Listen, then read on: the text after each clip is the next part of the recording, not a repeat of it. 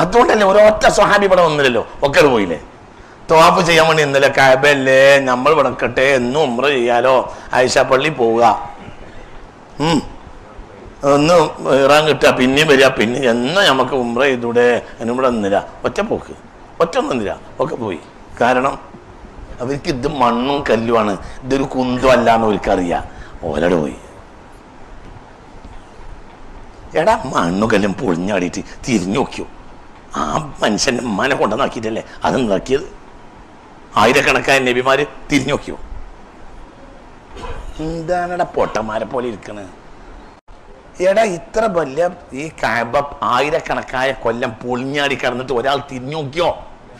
പറയടാ പോട്ടന്മാരെ പോലെ ഇരിക്കാതെ. ഈ എത്ര നബിമാർ ഇവിടെ ഉണ്ടായടോ, തിരിഞ്ഞു നോക്കിയോ?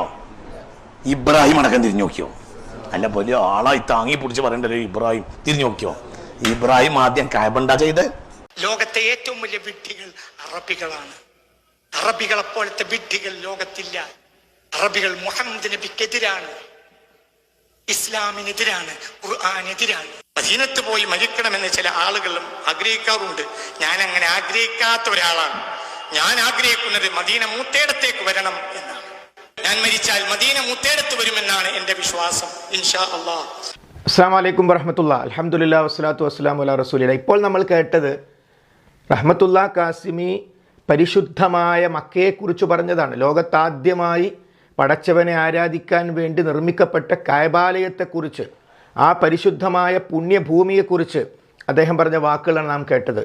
ഈ അടുത്ത് അദ്ദേഹം നടത്തിയിട്ടുള്ളൊരു പുസ്തക പ്രകാശനവുമായി ബന്ധപ്പെട്ട് അദ്ദേഹം നടത്തിയിട്ടുള്ള മക്കയെയും മദീനയെയും നിന്ദിച്ചുകൊണ്ടുള്ള, ഷിയാക്കൾക്കും ജൂതന്മാർക്കും സന്തോഷിക്കാൻ വക നൽകുന്ന സംസാരം അദ്ദേഹം നടത്തിയപ്പോൾ സമസ്തക്കുള്ളിൽ നിന്ന് അദ്ദേഹത്തെ സപ്പോർട്ട് ചെയ്ത ആയിരങ്ങൾ അദ്ദേഹത്തിനെതിരെ തിരിഞ്ഞു. മാത്രമല്ല മുഖ്യപ്രഭാഷകരായിട്ടുള്ള പേരോട് അബ്ദുറഹ്മാൻ സഖാഫിയെപ്പോലെ, സിംസാറുൽ ഹഖ് ഉദവിയെപ്പോലെയുള്ള ആളുകൾ വളരെ കൃത്യമായി ഇദ്ദേഹത്തെ എതിർക്കുന്ന അവസ്ഥ വന്നു.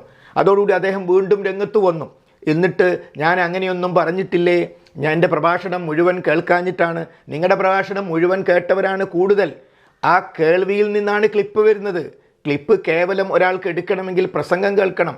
അപ്പോൾ ആ നിലക്ക് കേരളം ഒന്നിച്ച്, കേരളത്തിലെ അഹ്ലുസുന്നയാണ് ശരി എന്ന് പറയുന്ന എല്ലാവരും താങ്കൾക്കെതിരായപ്പോൾ കുമ്പസാരവുമായി രംഗത്ത് വന്നിരിക്കുകയാണ് റഹ്മത്തുള്ളാ കാസിമി. ഇവിടെ മനസ്സിലാക്കേണ്ട കാര്യം, നിങ്ങളെ ബാധിച്ചിരിക്കുന്നത് തീജാനി ത്വരീക്കത്താണ്. തീജാനി ത്വരീക്കത്ത് പച്ചയായ ഷീ ത്വരീക്കത്തല്ല എന്ന് പറയാൻ നിങ്ങൾ റഹ്മത്തുള്ളാ കാസിമി തയ്യാറാകുമോ?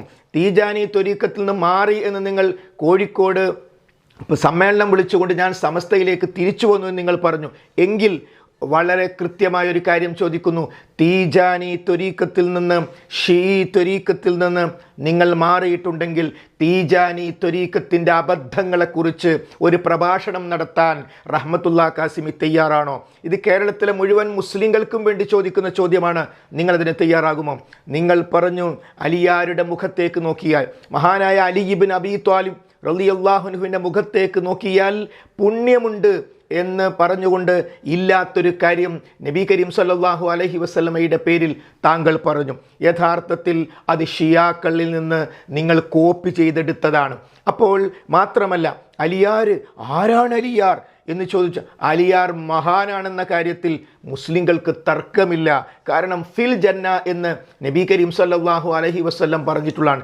എന്നാൽ ആ സംസാരത്തിൽ അബൂബക്കർ സിദ്ദീഖ് റളിയല്ലാഹുവിനെ നിങ്ങൾ താഴ്ത്തിക്കെട്ടാൻ ശ്രമിച്ചു. ശരിയല്ലേ? കഴിഞ്ഞാൽ ലോകത്തെ ഏറ്റവും പ്രധാനി ആരാണ്?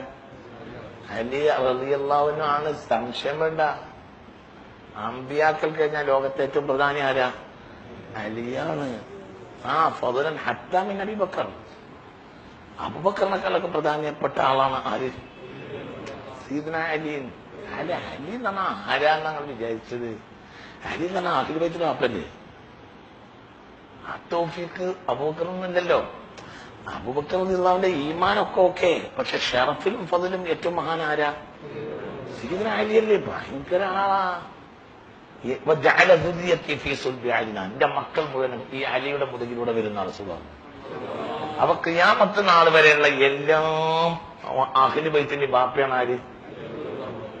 മുഹദ്ദിസ് ശൈഖ് എന്ന് പറഞ്ഞാൽ നമുക്ക് എത്ര മാറ്റം തോന്നുന്നു. എന്നാൽ അതിന്റെ 10,000 ഇരട്ടി വലിയ ആളാണ് ആര്? അവരൊക്കെ പേറിയ ആളല്ലേ ആര്? അലി റളിയല്ലാഹു അൻഹു, വിഭാഷ റളിയല്ലാഹു അൻഹു, അവരും വല്യാപ്പാണല്ലോ സയ്യിദുനാ അലി റളിയല്ലാഹു അൻഹു. ആരെയും അതിന് ബൈത്തിന്റെ മൊത്തം ബാപ്പയാണ് ആര്? സയ്യിദുനാ അലി.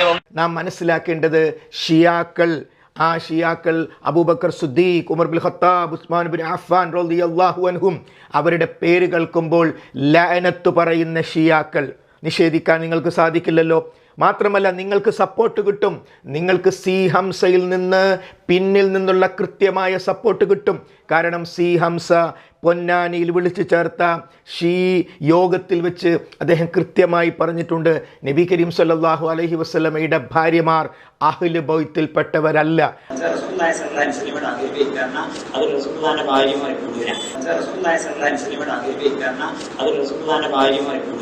അതിനെ എതിർക്കാൻ നിങ്ങൾക്ക് സാധിക്കുമോ?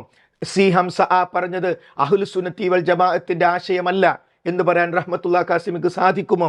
ഒരിക്കലും സാധ്യമല്ല. അതുകൊണ്ട് തന്നെ നിങ്ങളുടെ സപ്പോർട്ട് അവിടെയാണ്. പച്ച മലയാളത്തിൽ കേരളത്തിൽ ഇറക്കപ്പെട്ട ഗ്രന്ഥങ്ങളുണ്ട്, പലപ്പോഴും നമ്മൾ ചർച്ച ചെയ്തതാണ്.